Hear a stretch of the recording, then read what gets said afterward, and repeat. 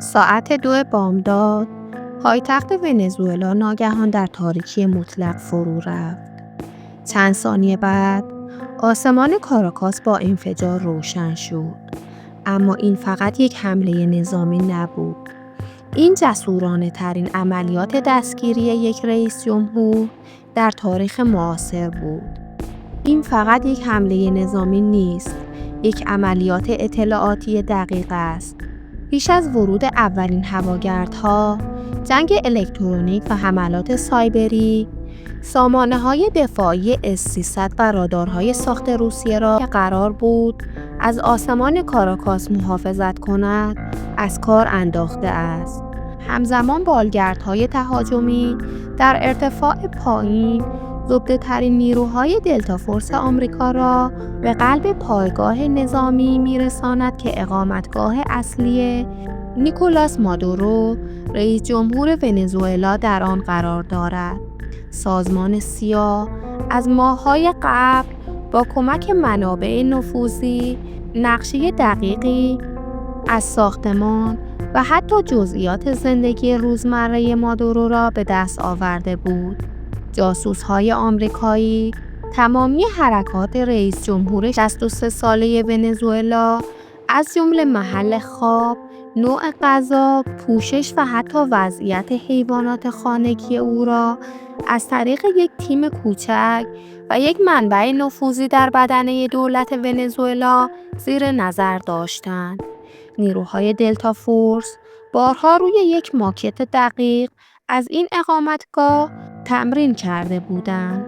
آنها حتی می‌دانستند که مادورو یک اتاق امن با درهای فولادی دارد و برای همین مجهز به مشعل‌های برش صنعتی بودند. ساعت 2:20 بامداد، نیروهای دلتا با طناب از بالگردها پایین می‌آیند و با انفجار درهای ورودی در را باز می‌کنند. مادورو و همسرش سیلیا فلورس کاملا غافلگیر شدند. پس از یک درگیری کوتاه، مادورو به سمت اتاق امن می‌دود، اما فرصت نمی‌کند در سنگین فولادی را ببندد. نیروهای آمریکایی تنها چند ثانیه زودتر به او می‌رسند. رئیس جمهور ونزوئلا با لباس راحتی در اتاق خوابش محاصره می‌شود. عملیات دستگیری تمام شده است. ساعت 3:30 بامداد، بالگردهای آمریکایی با محموله‌ای که جهان را شوکه خواهد کرد، آسمان ونزوئلا را ترک می‌کنند. مادورو ابتدا به عرشه ناو تهاجمی USS منتقل می‌شود. دونالد ترامپ عکسی را منتشر می‌کند که یک پیام واضح دارد. رئیس جمهور ونزوئلا با دستبند و چشم‌بند ایستاده است. چند ساعت بعد، نیکولاس مادورو به عنوان یک متهم وارد خاک آمریکا می شود. بازداشت مادورو نه تنها با حیرت که با واکنش منفی دیگر کشورها مواجه می شود، نه تنها چین و روسیه که حتی قدرت‌های اروپایی، اما دونالد ترامپ در کنفرانس خبریش بی توجه به انتقادها از استراتژی جدید رونمایی می کند. او با اعتماد به نفس اعلام می کند ما ونزوئلا را اداره خواهیم کرد. اما سوال اصلی اینجاست که چرا کار به اینجا رسید؟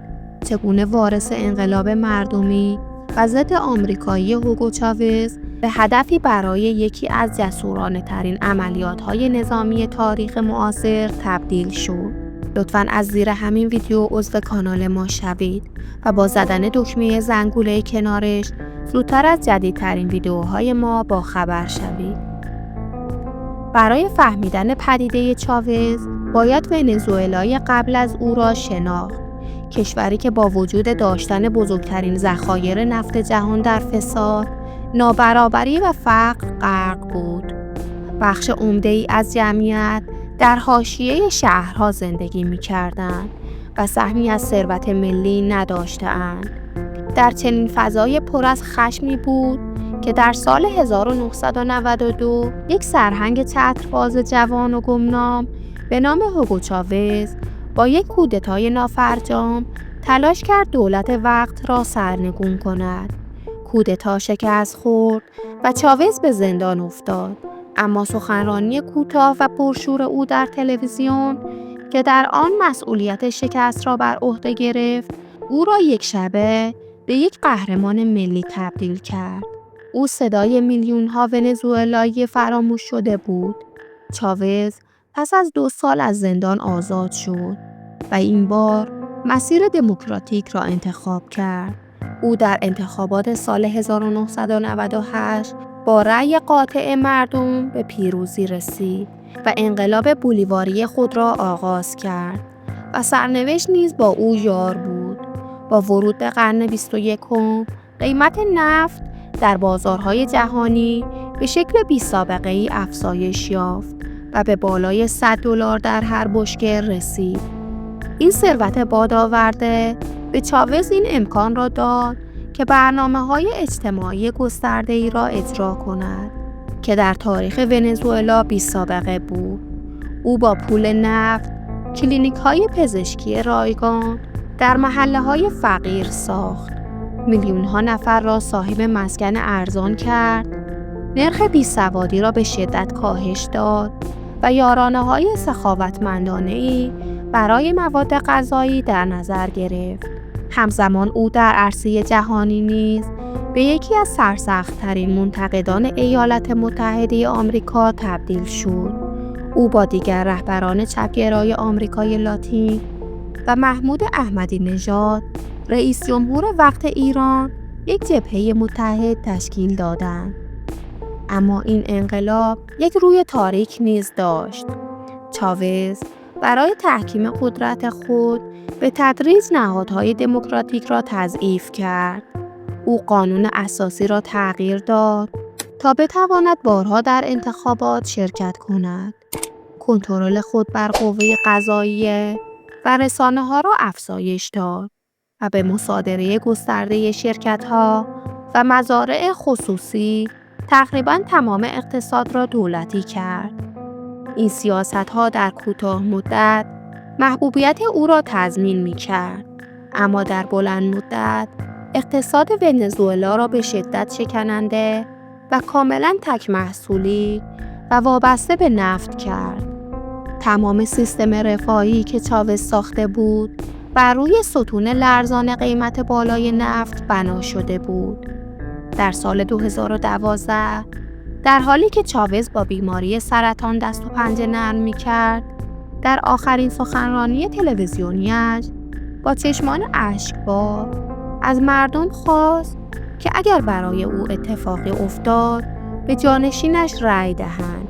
نیکولاس مادورو، یک راننده اتوبوس سابق و از وفادارترین یارانش. چند ماه بعد هوگو چاوز از دنیا رفت و میراث پیچیده‌اش را برای مادورو گذاشت. نیکولاس مادورو، مردی که حالا بر صندلی رهبر فقیدش تکیه زده بود، در سال 1962 در کاراکاس و در یک خانواده چپگرای طبقه کارگر به دنیا آمد. مادورو هرگز دبیرستان را تمام نکرد. در جوانی مدتی به عنوان محافظ شخصی یکی از سیاستمداران چپگرا کار کرد و سپس به شغل اصلیش روی آورد: رانندگی اتوبوس در سیستم حمل و نقل عمومی کاراکاس. اما مادورو یک راننده اتوبوس معمولی نبود. او با استعدادی که در سازماندهی و شبکه سازی داشت، به سرعت در اتحادیه کارگری رانندگان رشد کرد و به یکی از رهبران غیررسمی آن تبدیل شد. مادورو در همان سالها با همسرش سیلسیا فلورس که یک وکیل جوان و فعال سیاسی بود آشنا شد، زنی که بعدها به یکی از قدرتمندترین چهره‌های سیاسی ونزوئلا و مشاور اصلی مادورو تبدیل شد. در کودتای 1992 چاوز، در حالی که بسیاری از سیاستمداران از چاوز فاصله گرفته بودند، مادورو و همسرش به سرسخت‌ترین حامیان چاوز تبدیل شدند. آنها برای آزادی او کمپین به راه انداختند و این حمایت پایه دوستی عمیقی میان آنها گذاشت. و مادورو به یکی از نزدیکان چاوز تبدیل شد. وقتی چاوز رئیس جمهور شد، مادورو به سرعت در سلسله مراتب سیاسی بالا رفت. او در سال 1999 به عضویت مجلس مؤسسان انتخاب شد که قانون اساسی جدید ونزوئلا را می‌نوشت. سپس در سال 2000 به مجلس ملی راه یافت و در سال 2005 رئیس مجلس شد. بزرگترین پرش مادورو در سال 2006 رخ داد وقتی چاوز او را به عنوان وزیر امور خارجه منصوب کرد. جالب است که مادورو حتی یک زبان خارجی بلد نبود، اما 6 سال وزیر خارجه ونزوئلا بود. در این دوره او سیاست‌های ضد آمریکایی چاوز را پیش می‌برد و روابط نزدیکی با رهبران بحث برانگیز جهان مثل قذافی، موگابه و احمدی نژاد برقرار کرد. او نه به دنبال ایجاد یک پایگاه قدرت مستقل که به دنبال تحقق بخشیدن به دیدگاه‌های چاوز بود. همین وفاداری بود که چاوز را متقاعد کرد تا او را به عنوان جانشین خود انتخاب کند. اما چاوز یک چیز را پیش بینی نکرده بود. مادورو نه کاریزمای چاوز را داشت، نه قدرت سخنوری او و نه ارتباط قلبی او با توده ها. درست در همین لحظه بود که طوفان آغاز شد. سقوط شدید قیمت نفت کشوری را که چاوز عادت به ولخرجی داده بود مرز ورشکستگی رساند. چاوز وابستگی به نفت را از 71% در سال 1998 به 98% در سال 2013 افزایش داده بود. در این حال او دهه‌ها در دوران رونق هزینه‌های دولت را افزایش داده بود و بدهی‌های کلانی ایجاد کرده بود بدون اینکه برای روزهای سخت پس‌انداز کند.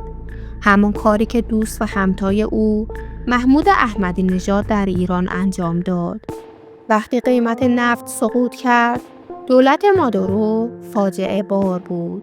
چاپ پول برای پوشش کسری بودجه. بانک مرکزی شروع به چاپ اسکناس کرد. این تصمیم به ابرتورم و سپس فوق تورم منجر شد. نرخ تورم در سال 2014 به 69% رسید، بالاترین نرخ در جهان، و به سرعت در سال 2018 به 130,000% رسید. تورم 130,000% یعنی قیمت‌ها هر روز چند برابر می شدن. پول ونزوئلا به قدری بی‌ارزش شد که مردم با اسکناس‌هایشان کاردستی درست می کردن. بیمارستان‌ها بدون دارو و تجهیزات مانده بود. مردم برای خرید نان و شیر ساعت‌ها صف می کشیدن. فروشگاه‌ها قفسه‌های خالی داشتند. برق و آب قطع می شد. بیماری‌های قابل پیشگیری مثل مالاریا و سرخک دوباره شایع شدند. در سال 2021 95% جمعیت زیر خط فقر و 77% در فقر مطلق زندگی می‌کردند. نتیجه این وضعیت یکی از بزرگترین بحران‌های مهاجرتی تاریخ معاصر شد. تا سال 2025 بیش از 8 میلیون نفر، یعنی تقریباً 1/4 جمعیت ونزوئلا، کشور را ترک کردند. آنها پیاده به کلمبیا، برزیل، پرو، شیلی و اکوادور رفتند. این یکی از بزرگترین بحران‌های پناهندگی در تاریخ مدرن است. اما مادورو به جای اصلاح سیاست‌های اقتصادی به سرکوب روی آورد.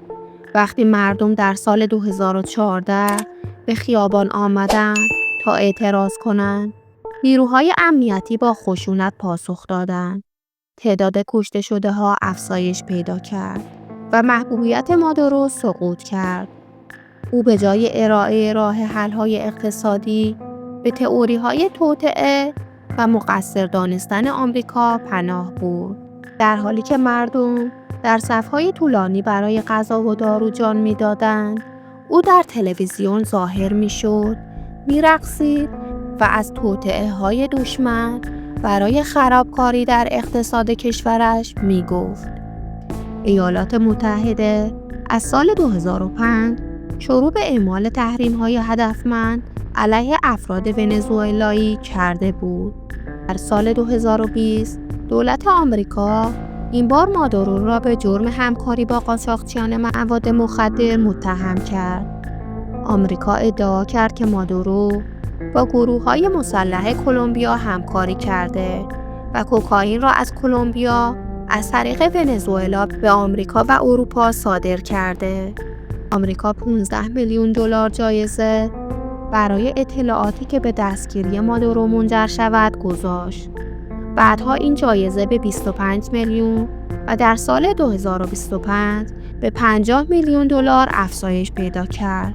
در ژانویه 2025 دونالد ترامپ برای بار دوم رئیس جمهور آمریکا شد و بلافاصله استراتژی تهاجمی علیه مادورو را آغاز کرد. قبل از تحلیف ترامپ، مادورو را رسما رئیس یک سازمان تروریستی خارجی اعلام کرد. اقدامی بی سابقه علیه یک رئیس جمهور. تنش‌ها از نوامبر 2025 تشدید شد، جایی که مذاکرات بین مادورو و آمریکا شکست خورد. مادورو پیشنهادهایی مانند دسترسی آمریکا به منابع نفتی ونزوئلا و قطع روابط با چین و روسیه و ایران داد، اما ترامپ این پیشنهادها را رد کرد و اولتیماتوم داد که مادورو باید فوراً قدرت را ترک کند. در دسامبر 2025 آمریکا حریم هوایی ونزوئلا را بست و ناو هواپیمابر USS جرالد فورد را در دریای کارائیب مستقر کرد. مادورو بار دیگر اعلام کرد که آماده مذاکره است، اما ترامپ فشار را افزایش داد. این فشار دیپلماتیک و نظامی تنها چهره عمومی یک استراتژی بسیار عمیق و پنهانی بود. ماها بود که عملیاتی با نام رمز اراده مطلق در جریان بود. بر اساس گزارش‌های بعدی مقامات آمریکایی، سازمان سیا با کمک حداقل یک منبع نفوذی سطح بالا در دولت ونزوئلا یک پروفایل کامل از زندگی روزمره مادورو تهیه کرده بود. نیروهای ویژه ارتش برای آمادگی در این مأموریت ماها در یک مدل بازسازی شده از اقامت مادورو تمرین کرده اند. آنها حتی استفاده از مشعل‌های برش عظیم را برای عبور از دیواره‌های فولادی اتاق امن مادورو تمرین کرده بودند. عملیات چنان محرمانه نگاه داشته شده بود که حتی زمان دقیق آن تا جمعه شب در پنتاگون فاش نشد تا از هر گونه نشتی جلوگیری شود. با مساعد شدن شرایط جوی در شب جمعه، ترامپ فرمان نهایی را صادر کرد و دست کم 150 فروند هواپیما از 20 پایگاه مختلف به سمت کاراکاس پرواز درآمدند.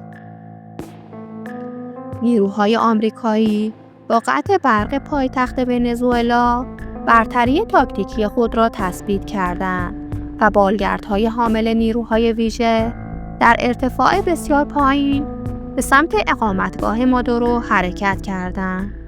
در ساعت 2 بامداد، نیروهای دلتا فورس به اقامتگاه مستحکم مادورو که ترامپ آن را یک قلعه نظامی توصیف کرده بود یورش بردند و او و همسرش را دستگیر کردند. ساعت 3:30 بامداد شنبه، نیروهای آمریکایی خاک ونزوئلا را ترک کرده بودند و ترامپ اندکی بعد خبر موفقیت عملیات را در فضای مجازی منتشر کرد.